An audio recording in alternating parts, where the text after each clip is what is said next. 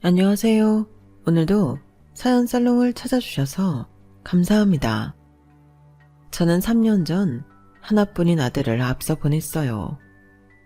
우리 모자는 그동안 모진 세월을 서로 의지하며 살아왔기에 아들은 제게 있어 아들 그 이상의 존재였습니다. 그런데 그런 아들의 장례를 제 손으로 치르면서 얼마나 피눈물을 쏟았는지 몰라요. 이대로 아들을 따라 가버릴까 하는 생각을 수도 없이 했습니다. 제게는 더 이상 살아가야 할 의미가 없었으니까요. 그때 친정어머니가 그러시더군요. 땀만 묵지 말고 버티라. 우야든 살모 사라진다. 내 봐라. 자식 새끼 먼저 보내고도 이리 살고 있지 않나. 네 맘 잘 안돼. 자식 잃은 애 끓는 애미 맘을 와 내가 모르겠노. 그래도 우야든 살아야 한대. 19 나이에 첫 아이를 병명도 모른 채 잃어야 했던 어머니는 자신과 같은 인생을 살아가게 될 딸이 안타까웠는지 장례를 치르는 내내 제 곁을 떠나지 않으셨어요. 만약 그때 어머니가 아니었다면 저는 안 좋은 선택을 했을지도 모르겠네요. 어머니 말씀처럼 살다 보면 이 모진 목숨도 사라지지 않을까 기대를 하며 버텼지만 아들 녀석과의 추억이 가득한 이 집에서는 도무지 안 되겠더라고요. 그래서 하던 사업도 정리하고 캐나다에 있는 작은 오빠네 근처로 이민을 갈까 생각하고 있었는데 기가 막힌 일이 제게 벌어졌지 뭡니까. 제게는 정말 기적 같은 일이라서 이렇게 사연을 보내게 되었습니다. 저는 태어나서 직장을 다녀본 적이 없어요. 고등학교를 졸업하고 친정아버지 상화에 맞선 자리에서 만난 남자랑 바로 결혼을 했거든요.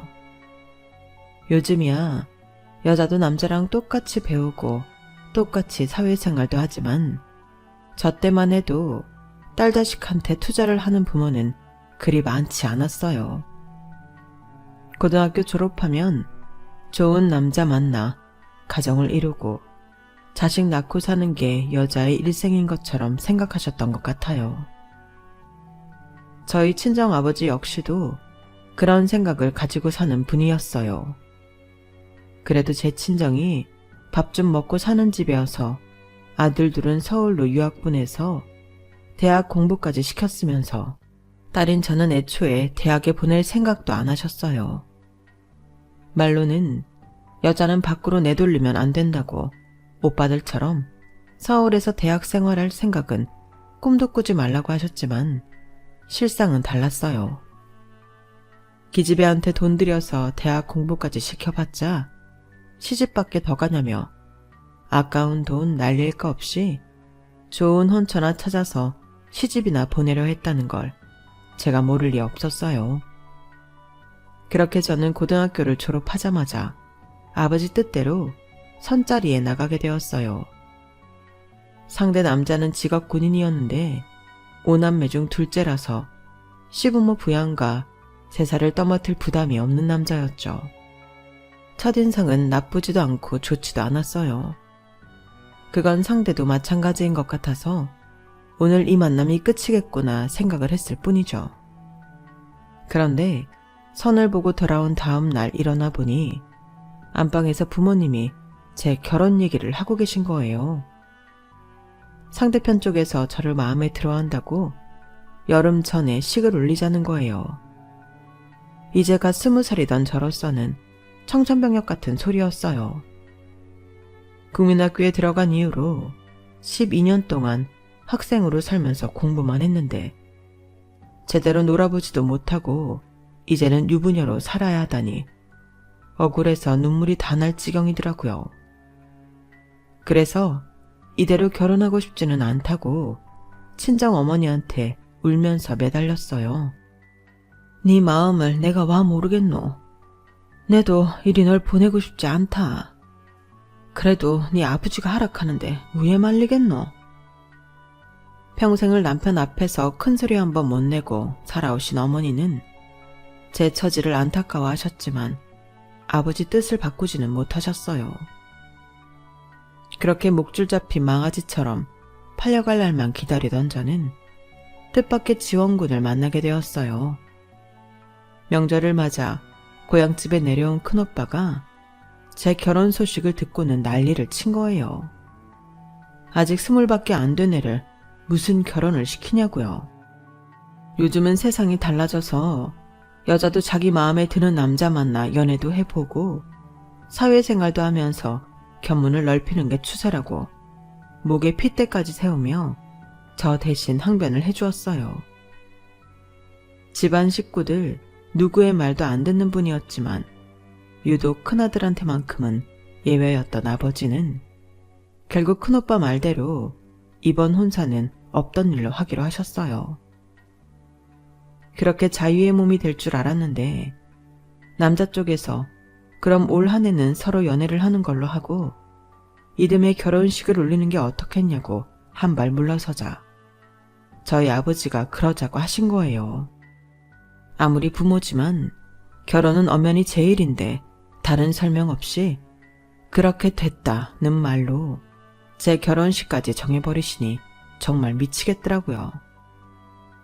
한번 미룬 결혼이라서 이번엔 큰오빠도 도움이 되지 못했어요. 아버지 뜻이 워낙 확고했거든요. 헛바람 들어갔고 취직이니 뭐니 하겠다는 소리 집어치우고 집에 딱 붙어가 살림이나 배우라. 시집가가 살림 못한다 하는 소리 듣지 않고로 단디 배워가거라. 알겠나? 제 결혼을 마치 빨리 해치워야 하는 귀찮은 일 정도로 생각하는 아버지는 당신 뜻에 따라 기어이 이듬해 봄에 결혼식을 올리게 하셨어요. 신혼집은 남편이 근무하는 부대 근처에 있는 관사였어요. 그곳에는 앞집 옆집 할 거 없이 군인 가족들이 살고 있었는데 남편의 계급이 곧 아내의 계급이 되는 곳이었어요. 내 나이가 아무리 많아도 내 남편 계급이 낮으면 새파랗게 어린 상사 부인한테도 존대를 하는 건 물론이고 자식들까지도 아버지의 계급에 따라 보이지 않는 계급이 결정되었어요. 지금은 그런 문화가 많이 사라졌다고는 하지만 당시만 해도 위계 질서가 굉장히 셌던 시절이라 여러 가지로 문제가 많았죠. 제 경우는 남편 계급이 하사였기 때문에 계급도 낮았던 데다가 저 또한 나이가 어려서 정말 잔심부름 같은 걸 엄청 많이 했어요. 명절이나 김장철에는 당연히 여기저기 불려다니면서 허리 한번 제대로 못 펴고 일을 해야 했고 상사 부인이 부르면 밤이고 새벽이고 달려가야 했죠. 처음엔 이런 관사 생활에 대해 알지 못했던 저는 늦은 밤 걸려온 전화 때문에 한동안 시달림을 받은 적이 있었어요. 관사 생활을 시작한 지 일주일쯤 됐을 때였어요. 남편은 훈련 때문에 부대에서 지내고 있었던 터라 저 혼자 집을 지키고 있었죠. 11시가 넘은 시각에 전화벨이 울리길래 혹시 남편한테 무슨 일이 생긴 건가 싶어 얼른 받았어요. 그랬더니 웬 여자가 그러는 거예요. 우리 애가 배탈이 난 것 같으니까 소화제 가지고 당장 달려와. 네? 소화제요? 저희 집엔 소화제가 없는데요. 그러자 잠시 침묵이 이어지더니 탈칵 끊더라고요. 별일 아니다 싶어 잠을 청했는데 다음날 아침부터 동네 여자들 분위기가 이상한 거예요. 다들 저를 보고도 못 본 척 지나가더라고요. 제가 먼저 살갑게 인사를 건넸는데도 말이죠. 그날부터 사흘 내내 저는 투명인간 취급을 당했어요. 그리고 그 이유를 알게 된 건 남편이 훈련을 마치고 집에 돌아온 후였죠. 넌 집구석에 있으면서 옆에 애들 비위 하나 못 맞추냐? 내가 너 때문에 부대원들 앞에서 상사한테 조인트를 까여야겠어. 너 지금 당장 과일 바구니 사들고 가서 사과하고 와. 너 제대로 용서 못 받으면 집에 들어올 생각도 하지 말라고. 평소 무뚝뚝하던 남편은 불같이 화를 내며 제 등을 떠밀었어요. 내가 뭘 잘못했는지도 모른 채 저는 남편이 시키는 대로 과일 바구니를 사들고 상사님 댁으로 찾아갔어요. 몇 번이나 벨을 누르고 대문을 두드렸지만 누구도 나와보지 않더라고요. 분명 안에서는 사람 소리가 들리는데 말이죠. 그 집 대문 앞에서 1시간 넘게 서 있는 동안 동네 여자들이 그 앞을 지나며 저를 힐끔대더라고요. 마치 제 꼴을 보고 비웃는 듯한 그 표정에 저는 점점 더 고개를 숙이게 되었죠.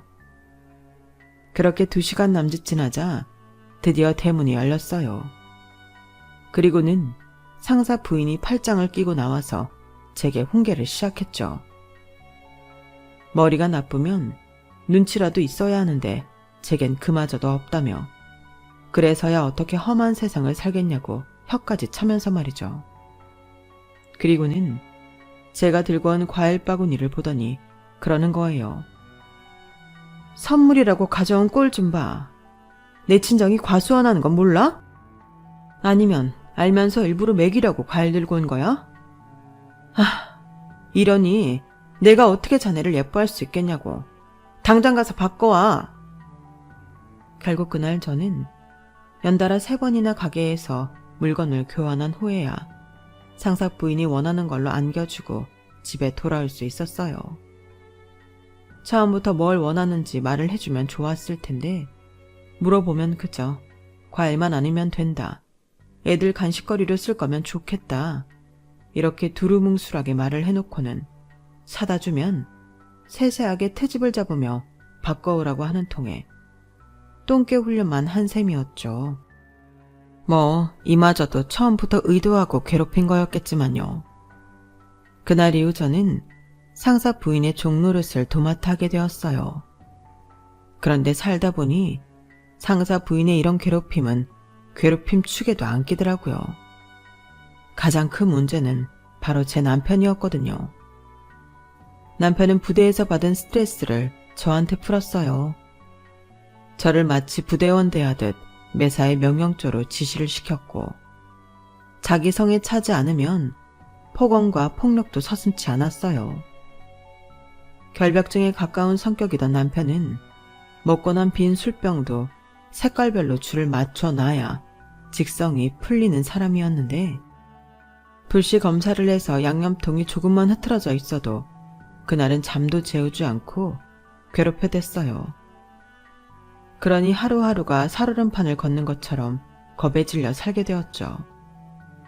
결혼하고 1년도 채 안 돼서 저는 스트레스로 살이 엄청 빠졌어요. 결혼하던 당시 입던 옷을 하나도 못 입을 정도였죠. 모처럼 아버지한테 허락을 받고 저희 집에 들리셨던 어머니는 피골이 성접해 있는 저를 보시고는 한참 울다 가셨어요. 이러다 하나뿐인 딸내미 송장 치르는 거 아니냐고 서글프게 우시는데 제가 더 죄송해서 따라 울었네요. 몸도 마음도 황폐해진 상황이라 임신이 안 되자 시댁에선 혹시 내가 문제가 있는 게 아니냐며 없는 말까지 지어내 저를 괴롭혔어요. 저게 나이만 어렸지 지저분하게 몸뚱이 함부로 굴리고 살았던 게 분명해. 그러지 않고서야 결혼한 지 1년 넘었는데 왜 애가 안 생기냐고. 아휴, 내 아들 불쌍해서 어째. 어디서 저런 걸 마누라라고 들여서는 이 고생이냐고. 엄마, 그냥 이렇게 넘어갈 거야? 옳게 친정에 얘기해서 딸 데려가고 그간 우리가 피해본 거 물어달라고 해야지. 자기들도 양심 있으면 돈 좀 내놓을 거 아니야. 옳게 친정 잘 산다며. 아주 모녀가 앉아서 북치고 장구치고 하는데 살면서 저는 이렇게 사악한 인간들은 처음이었어요. 내가 남자 경험이 없다는 걸 누구보다 잘 아는 남편은 이런 상황엔 모르쇠로 일관하고 있다는 게 더 저를 가슴 아프게 만들었죠. 그렇게 여러모로 힘겨운 결혼 생활을 이어가던 어느 날 드디어 제가 임신을 하게 되었어요. 임신한 상황에서도 상사 부인의 괴롭힘은 여전했고 남편의 유별난 성격도 여전했어요. 저와 뱃속에 제 아이를 지켜줄 수 있는 건 오직 제 자신뿐이었죠. 그렇게 10달을 버텨 낳은 아들을 가슴에 안았을 때 눈물부터 나더라고요. 이제 나한테도 내가 비빌 언덕이 생긴 기분이 들었거든요. 제 출산을 틈타 친정어머니는 저를 친정에 데려가 산후조리를 해주겠다고 하셨어요. 남편이 극구 반대했지만 이번만큼은 저희 어머니도 고집을 꺾지 않으시더라고요. 덕분에 저는 모처럼 어머니가 해주시는 밥을 먹으며 마음 편히 지낼 수 있었어요. 결혼 생활 중 가장 마음이 편했던 순간은 딱 그때뿐이었던 것 같네요. 시간이 흘러 남편도 계급이 오르고 밑에 사람이 관사에 들어오면서 저는 전보다는 덜 시달림을 받게 되었어요. 하지만 남편의 폭언과 폭력은 점점 더 심해졌어요. 남편은 자신이 동기들보다 계급이 낮은 게 모두 저 때문이라고 믿었거든요. 다른 집 여자들은 남편 진급시킨다고 별짓들을 다 하는데 넌 집에서 하는 게 뭐냐? 머리가 안 돌아가면 돈이라도 써서 옆에 애들을 구워 삶았어야 할 거 아냐. 이런 것까지 내가 다 가르쳐줘야 돼? 니네 친정에 돈 많잖아. 그 돈 넣다 뭐 하려고 그렇게 아끼냐고. 자기 능력이 떨어지는 건 생각 않고 진급에서 밀릴 때마다 저만 잡아댔어요. 그러다 결국 하지 말아야 할 짓까지 하더군요. 아이한테까지 손을 댄 거예요. 남편과 결혼해서 10년 가까이 매 순간을 참으며 살았지만 내 아들한테 손대는 건 도저히 못 참겠더라고요. 그래서 무작정 가방을 싸서 아이와 함께 집을 나왔어요. 내 한 몸이라면 어디서건 지내겠지만 어린 아들을 길에서 재울 수는 없잖아요. 그래서 무작정 서울에 사는 큰오빠 집으로 갔어요. 그런데 배를 누르자마자 올케가 달려나와 그러는 거예요. 어머 아가씨, 도대체 어디 있었어요? 지금 큰일 났는데. 아, 불쌍한 우리 아가씨.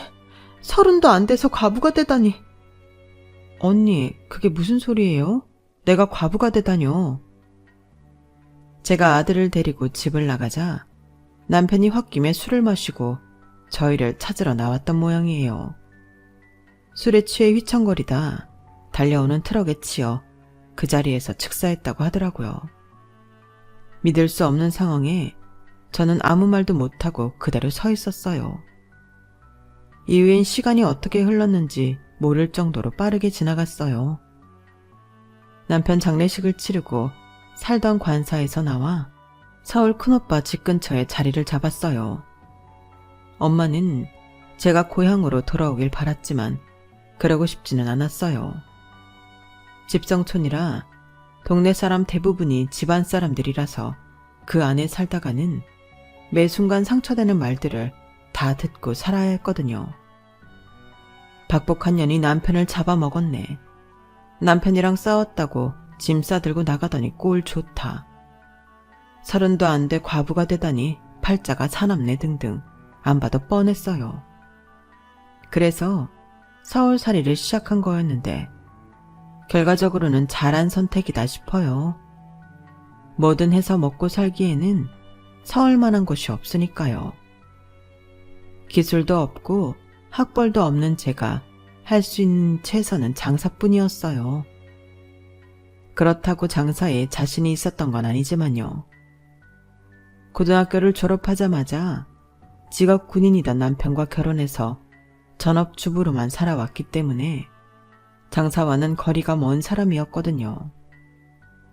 처음엔 시장통에서 김치 몇 가지랑 반찬 등을 팔았었는데 손님들 사이에서 제 김치가 맛있다는 소문이 나서 아예 김치만 전문적으로 만들어 팔기 시작한 게 제 사업의 시작이었어요. 사실 처음 가게를 열었을 때는 손님 상대하는 것조차 버겁더라고요. 그래도 어쩌겠어요. 제가 할 줄 아는 거라곤 음식 만드는 것밖에는 없어서 선택의 여지가 없었는걸요. 남편 앞으로 나온 보상금으로 가게를 차린다고 했을 때 주변에서 다들 말렸어요. 장사는 아무나 하는 줄 아냐. 집에서 반찬 만드는 거랑 파는 음식 만드는 거랑은 천지 차이다. 시작도 하기 전부터 제기를 팍팍 죽이는 말만 들었던 것 같네요. 남편 목숨값으로 차린 가게를 말아먹으면 어쩌나. 솔직히 겁도 났지만 그렇다고 포기할 수는 없었어요. 저는 엄마니까요. 아들 녀석을 키워내기 위해선 돈을 벌어야 했고 제가 할 수 있는 최선이 요리였으니까요. 그러니 일단 저질러 볼 수밖에요. 처음 가게를 차리고는 파는 반찬보다 버리는 반찬이 더 많았어요. 시장 안에 좋은 자리는 이미 오랜 세월 그 자리를 지키던 상인들이 있었고 제가 얻을 수 있었던 자리는 시장 끝쪽 외진 곳이었거든요. 거기까지 온 손님들은 거의 살만한 것들은 시장 초입에 있는 가게에서 다 산 이유라서 어머, 여기에도 반찬 가게가 있었네? 하는 소리만 하루에도 10대 번은 듣곤 했어요. 당시 제가 가진 돈으로 버틸 수 있는 기간은 반년 남짓이었어요. 그 돈을 다 털어먹을 때까지 버티느냐 아니면 지금이라도 손을 털고 나오느냐 기로에 서 있었죠. 그런데 사람이 죽으란 법은 없다고 제 아들 친구 엄마가 저희 집 사정을 알고는 주변에 입소문을 내주었지 뭐예요. 못 팔고 남은 반찬을 몇 번 가져다 준 적이 있었는데 그걸 먹어보고는 입에 맞았는지 하루는 저희 가게로 찾아왔더라고요. 대명이 엄마, 자기가 제일 자신 있는 반찬으로 몇 가지만 줘봐. 내가 단골로 다니는 미용실이 있는데 거기에 동네 여자들이 모여서 밥도 먹고 화투도 치고 그러거든. 거기 가서 홍보 좀 해보게. 살림엔 젬병의 여자들도 꽤 있어서 반찬도 시장에서 사다 먹고 하더라고. 이참에 홍보도 좀 해두면 좋잖아. 저번에 자기가 준 열무김치가 정말 맛있던데 열무김치도 좀 싸줘. 당장 홍보가 될 거라는 기대는 없었지만 어차피 남아서 버릴 거 홍보가 된다면 줘보자 싶어서 이것저것 바리바리 싸줬어요. 그렇게 며칠이 지났을까요? 중년 여성 둘이 저희 가게 앞에서 두리번거리며 서 있더라고요. 여기가 맞나요? 저기요, 여기가 대명이네 반찬 가게 맞아요? 에이, 뭘 물어. 김치 색깔 보니까 이 집이 맞다니까. 수정이 엄마가 저번에 미용실에 싸운 거랑 똑같잖아. 그때 먹어보니까 이 집 김치가 내 입에 딱이더라고. 저기요, 나 배추김치랑 깻잎장아찌, 꼬들빼기 김치 좀 줘요. 다른 종류 김치가 더 있으면 추천 좀 해주고요. 그날 두 분은 저희 집에서 파는 갖가지 반찬을 잔뜩 사가셨어요. 평소 파리만 날리던 집에 손님이 서 있어서 그런가 지나가던 손님들도 덩달아 반찬을 사가셨고요. 그날 이후 저는 수정이 엄마를 통해 미용실에 종종 반찬을 보냈고 그렇게 저희 집 반찬을 먹어본 손님들이 하나둘 가게를 찾기 시작하면서 더 이상 반찬을 폐기 처분하는 일은 없었어요. 오히려 김치의 경우는 없어서 못 팔 정도로 불티나게 팔렸죠. 장사를 처음 하던 때는 뭐가 잘 팔릴지 몰라서 이것저것 만들었는데 한 몇 개월 꾸준히 손님이 들기 시작하니까 뭐를 중점 상품으로 해야 할지 알겠더라고요. 저희 집 베스트셀러는 단연 김치였어요. 배추김치는 물론이고 알타리, 파김치, 꼬들빼기는 예약을 해야 며칠 뒤 받을 수 있을 정도로 잘 팔렸어요. 심지어 제 방에서도 주문이 들어올 정도로요. 하지만 무작정 좋은 날은 얼마 가지 않았어요. 장사가 잘 되는 건 좋은데 주문 물량을 저 혼자 힘으로 감당하기가 벅찼거든요. 날을 새며 일을 했지만 주문은 매번 밀렸고 그 와중에 제가 피로 누적으로 쓰러지는 바람에 일주일가량 가게 문을 닫아야 했어요. 장사가 잘 돼도 걱정이고 안 돼도 걱정이었죠. 그렇다고 어렵게 자리를 잡았는데 포기할 수는 없어서 직원을 구하기로 했어요. 다행히 동네에 집에서 놀고 있는 엄마들이 많아서 직원 구하는 건 어렵지 않았어요. 엄마들이 김치거리 사다가 씻고 다듬어 놓으면 제가 양념을 버무리고 간을 맞췄어요. 발송을 하는 날엔 다 같이 포장을 했고요. 그리 체계적이는 않았지만 여러 사람 손이 더해지니 훨씬 살 것 같더라고요. 물론 나가는 돈은 늘었지만 그만큼 주문을 더 받을 수 있어서 결코 손해는 아니었어요.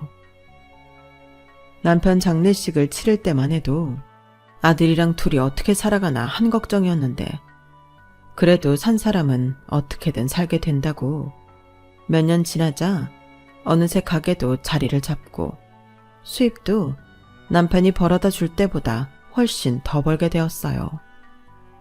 아들 하나 있는 거 남들 부럽지 않게 학원도 보내고 과외도 시킬 수 있었고요. 반찬 가게로 시작한 사업은 조금씩 규모가 커지면서 아예 김치 공장까지 차리게 되었고 큰오빠 덕분에 여러 곳에 소개를 받아 학교나 공공기관에 납품도 하게 되었어요. 그러면서 완전히 기업화가 되고 말았죠. 저 하나 없어도 제품 생산에 전혀 지장이 없을 정도로요. 저는 내심 아들 녀석이 회사를 물려받아주길 바랐지만 아들이 싫다고 하더라고요. 산업 디자인과를 졸업한 아들은 크고 작은 공모전에 입상한 덕분에 꽤 규모 있는 디자인 회사에 취직을 했어요. 남들은 여자 혼자 몸으로 자식을 잘 키웠다고 칭찬 일색이었지만 제 입장에서는 꼭 그렇지만은 않더라고요. 엄마 도움 없이 스스로 자기 인생을 개척하는 아들 녀석이 대견하기도 하면서 한편으로는 내 품 밖으로 나가버릴 것 같아서 허전하기도 했거든요. 딸을 키우는 엄마들은 나이가 들수록 딸들이랑 친구처럼 지낸다고 하잖아요. 그런데 아들 키우는 엄마들한테는 그런 재미가 없어요. 그래도 제 아들은 다른 집 아들들에 비해 살갑고 애교도 많은 편이긴 했지만 그래도 아들은 아들이더라고요. 엄마한테 문자도 자주 하고 전화도 자주 해주면 좋으련만 통 그러질 않았어요. 어쩌다 제가 전화를 하면 대뜸 무슨 일 있냐고 묻는 거예요. 아니, 엄마가 아들한테 무슨 일이 있어야만 전화를 하냐고 서운한 마음을 애둘러 보여도 엄마 마음을 아는지 모르는지 별 반응도 없더라고요. 그렇게 서운했던 마음은 퇴근길에 지하철에서 샀다며 건네는 장미꽃 한 송이에 사르르 녹곤 했어요. 내 인생에 꽃을 사다 주는 남자는 내 아들 하나뿐이라서 더더욱 감동을 받았는지도 모르겠네요. 회사도 잘 굴러가고 아들도 자기 일 열심히 하면서 잘 살아주고 해서 더는 바랄 게 없다 싶었어요. 그렇게 호시절이 이어질 줄만 알았는데 인생이 그리 호락호락하지만은 않더라고요. 휴가를 맞아 친구들이랑 바다로 피서를 떠난 아들이 싸늘한 주검이 돼서 돌아왔거든요. 경찰 말로는 제 아들이 친구들과 바다에서 수영을 하다가 변을 당했다고 하는데 저는 그 말을 믿을 수가 없더라고요. 아닐 거예요. 우리 아들이 수영을 얼마나 잘하는데요. 초등학교 때 수영선수로 학교 대표까지 했던 애라고요. 그럴 리가 없어요.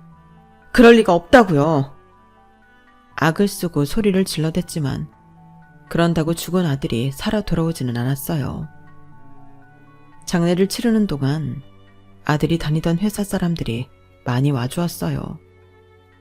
그중 한 여직원은 장례식 첫날부터 매일 찾아오더니 장지까지 따라와 울먹이다 가더군요. 모르는 사람이 보면 내 아들 안사람인 줄 알았을 거예요. 참하고 예쁜 게 저런 애가 며느리로 들어오면 좋았겠다는 생각도 잠시 했네요. 하지만 그게 다 무슨 소용이겠어요. 생때 같은 내 자식은 이미 세상을 떠난걸요. 제 아들 죽음을 저만큼이나 슬퍼해준 게 고마워서 언제 밥 한번 사겠다고 했더니 닭똥 같은 눈물만 뚝뚝 흘릴 뿐 대답을 않더라고요.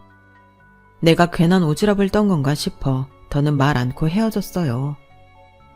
남편이 세상을 떠난 이후 줄곧 둘이서만 살아왔던 터라 아들의 빈자리는 생각보다 크게 느껴졌어요.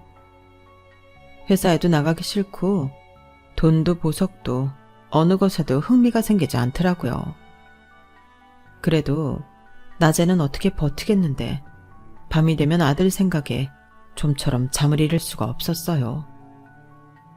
아들을 잃은 나는 이렇게 죽을 것만 같은데 어머니는 첫 아이를 잃고 어떻게 버티셨을까? 어머니 말대로 어떻게든 버티면 살 수 있을까? 날이 새도록 생각이 꼬리에 꼬리를 물고 늘어졌지만 어떤 답도 찾을 수 없었어요. 집에 늘어져 있으면 더 버티기 힘들 것 같아서 회사에 나가 일에 빠져 살아보았지만 딱 그때뿐이었어요. 지친 몸을 이끌고 집에 돌아와 보면 여전히 온갖 잡생각이 들었거든요.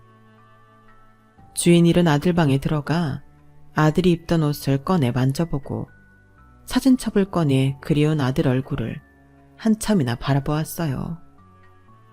그러다 보면 속에서 뜨거운 기운이 끓어올라 결국 날이 셀 때까지 울곤 했죠. 이런 식으로는 정말이지 도저히 못 버틸 것 같아서 어머니한테 전화를 했어요. 어머니는 아버지가 돌아가신 지 캐나다에 사는 작은 오빠네 집에 가 계셨는데 어머니가 그러시더라고요. 그리 못 버티는 걸 어쩌겠노. 내 있는 이리로 오거라. 여서 같이 살다 보매 우야든 살맘이 생기지 않겠나. 어머니 말대로 그렇게라도 해야 버틸 수 있을 것 같아서 업장도 하나씩 정리를 하고 회사도 적당한 작자한테 넘기려고 차근차근 준비를 했어요. 그러는 사이 시간은 흘러 아들 녀석 첫 기일이 다가왔어요.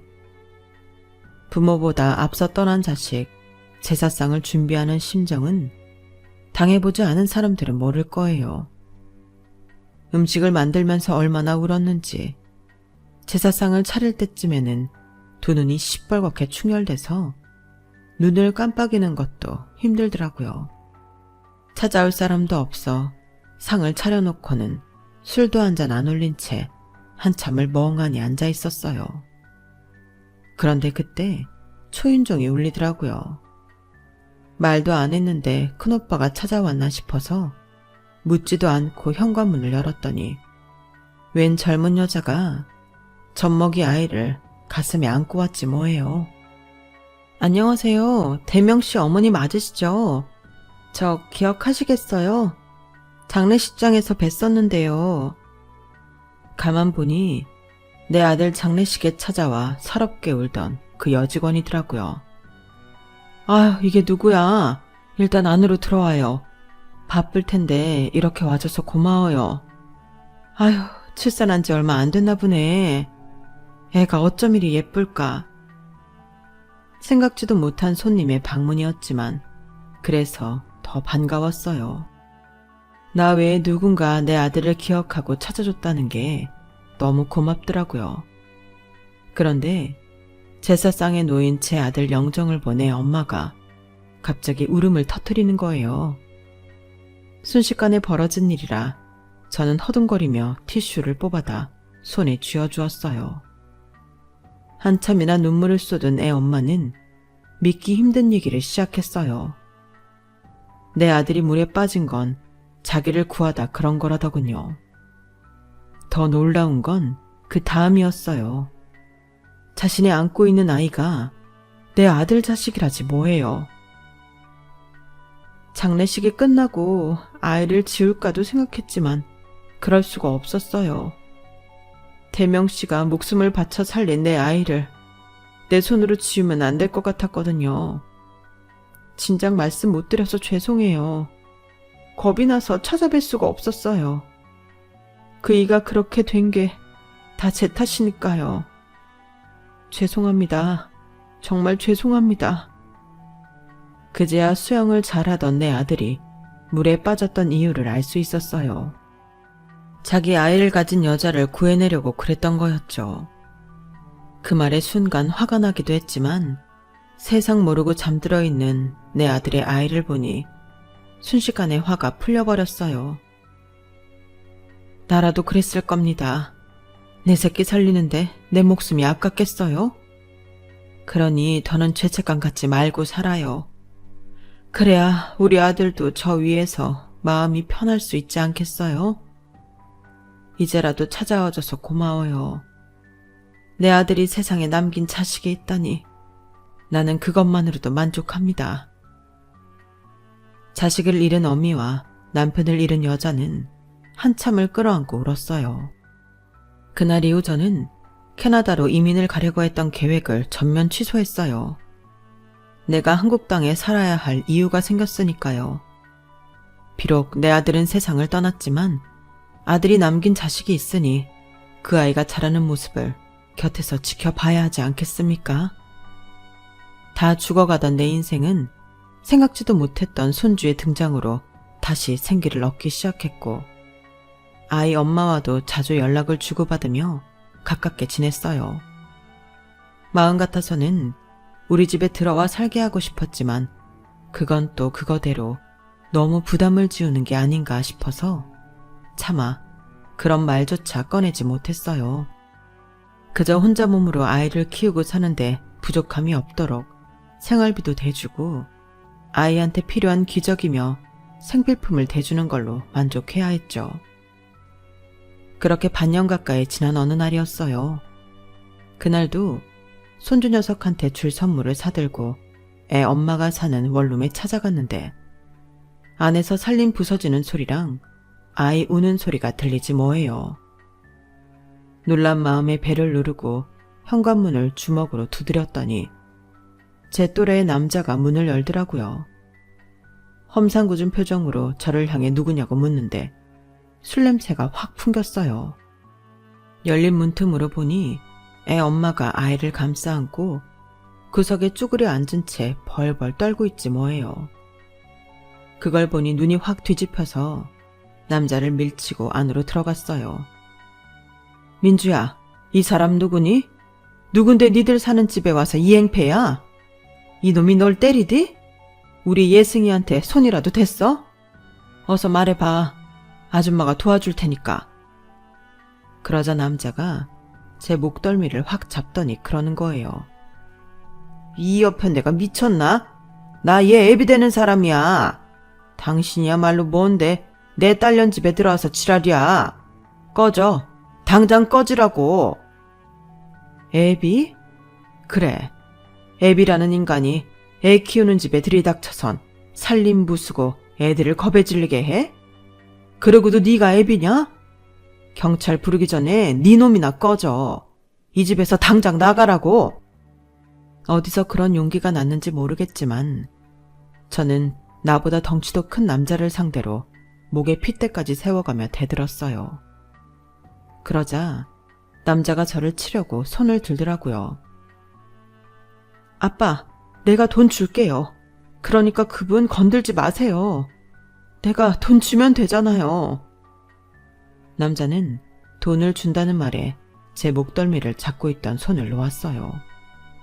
진작 그럴 것이지. 사람 열뻗치게 하고 있어. 이봐 아줌마, 오늘 운 좋은 줄이나 알아. 애 아니었으면 아줌마 오늘 내 손에 죽었어. 애 엄마는 서랍에서 지갑을 꺼내 안에 들어있던 돈을 몽땅 꺼내주었어요. 5만원권과 1,000원짜리가 뒤섞여 있어서 많아야 20-30만원쯤 돼 보이더라고요. 그런데 돈 액수가 마음에 안 들었는지 남자가 성질을 내는 거예요. 이게 장난하나? 야, 내가 이딴 푼돈 받자고 여기까지 온 줄 알아? 이깟 걸로는 판에 들어가지도 못한다고. 너 돈 없으면 이 집 보증금이라도 빼서 내놔. 어서. 대충 돌아가는 상황을 보니 아빠라는 인간이 도박에 미친놈 같더라고요. 딸내미 사는 월세집 보증금까지 뺏어가려는 놈이면 이미 볼장 다 본 놈이 분명했죠. 그래서 얼른 화장실에 들어가 경찰에 신고를 했어요. 신고를 받은 경찰이 집으로 찾아오자 아빠라는 인간은 고래고래 소리를 지르며 난동까지 부리더라고요. 애비가 자식한테 용돈 좀 받으러 왔는데 이게 경찰이 나설 일이냐면서요. 결국 그 인간은 경찰 손에 끌려갔고 저는 대충 짐을 챙겨 아이와 애 엄마를 저희 집으로 데려왔어요. 그리고는 큰오빠한테 부탁해 변호사 친구분께 도움을 청했죠. 도박 중독으로 이미 불법 도박에 사기, 폭행 전과까지 있던 애비라는 인간은 결국 실형을 살게 되었고 딸과 손주 앞으로 접금 금지 명령까지 받았어요. 그리고 그날 이후 아이와 애 엄마는 저희 집에서 함께 살게 되었고요. 내가 평생 같이 살자고는 안 할게. 네가 원하는 때까지만, 딱 그때까지만 같이 살자. 살다가 좋은 사람 생기면 언제든 너 시집 보내줄 거야. 아이를 뺏을 생각도 없어. 애는 엄마가 키워야지. 나도 자식 키워본 사람인데 설마 너한테 애를 뺏겠다고 그러겠니? 그러니까 아무 걱정 말고 이 집에서 나랑 같이 살자. 어차피 나한테는 이 집을 남겨줄 자식도 없고 내 재산 떼어줄 가족도 없어. 그거 다 네 아들한테 줄 테니까 제발 같이 살자. 어? 그제야 마음속에 묻어두었던 말을 꺼냈어요. 그러자 애 엄마도 더는 사양 않고 함께 살겠다고 하더군요. 그렇게 우리 세 사람이 한 가족이 된 지 벌써 2년이 지났어요. 아들을 잃고 죽을 날만 기다리던 저는 이제 손주 재롱에 시간 가는 줄도 모르고 살고 있어요. 민주는 제 딸처럼 저를 엄마라고 부르며 살고 있고요. 아들 녀석이 남기고 간 모자 덕분에 저는 이제 죽는 게 두려울 정도로 행복하게 살고 있답니다. 산 목숨은 어떻게든 살게 된다는 그 말처럼 말이죠. 지금 이 순간에도 사는 게 벅차고 힘든 분들이 계시다면 그래도 포기하지 말고 살아가세요. 살다 보면 분명 죽지 않고 살길 잘했다는 생각이 드는 순간이 찾아올 겁니다. 지금까지 제 사연을 들어주셔서 감사합니다. 항상 건강하시고 또 행복하자고요. 여러분, 사연 댓글에 응원과 현명한 조언 부탁드려요. 좋아요와 구독은 저에게 큰 힘이 됩니다. 오늘도 좋은 일 가득하세요.